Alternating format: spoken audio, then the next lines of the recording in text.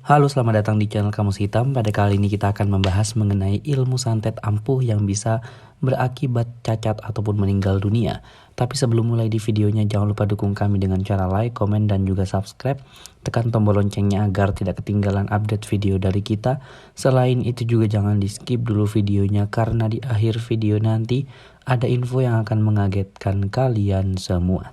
Dan berikut ini adalah ilmu santet yang ampuh adalah upaya seseorang untuk mencelakai orang lain dari jarak jauh dengan menggunakan ilmu hitam. Santet yang dilakukan menggunakan berbagai macam media, antara lain adalah rambut, foto, boneka, dupa, rupa-rupa kembang, dan juga paku, dan lain sebagainya. Seseorang yang terkena ilmu santet ampuh akan berakibat cacat ataupun meninggal dunia. Santet secara umum sering disebut-sebut sebagai teluh ataupun ilmu hitam, dan hal ini sudah dikenal sejak zaman dahulu. Tapi hingga kini misteri santet pun belum dan juga sulit untuk diungkap karena santet bersifat mistik dan tidak bisa dilihat secara langsung, melainkan hanya bisa dirasakan bagi orang yang terkena santet. Kemudian, sejalan dengan kemajuan zaman, santet berkembang jadi lebih canggih. Bahkan seperti dalam era digital, ilmu santet pun ampuh pun akan diklarifikasi sebagai santet kerah putih, melibatkan kalangan atas dengan cara yang modern dan juga canggih. Dan santet ataupun sihir dalam bahasa Arab itu dinamakan ainun sakhiroh ataupun sesuatu yang menyilaukan mata.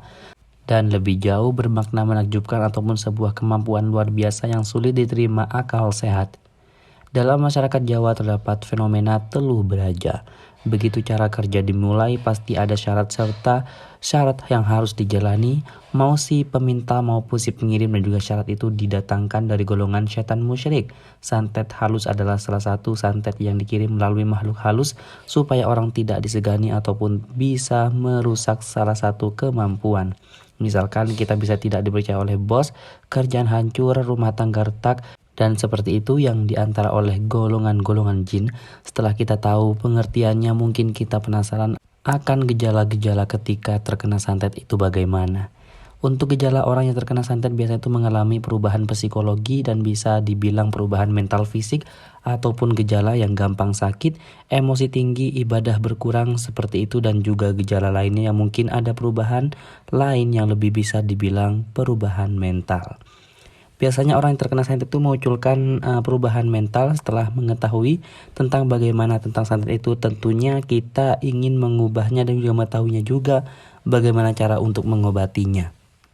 Dan untuk diruqyah, ruqyah sendiri itu adalah pengobatan Islami sesuai sunnah wal jamaah, dan cuma ruqyah terbagi menjadi dua, dan juga ada ruqyah syirkiyah dan ada juga ruqyah syariah. Dan itulah pembahasan mengenai ilmu santet yang ampuh bisa berakibat cacat ataupun meninggal dunia.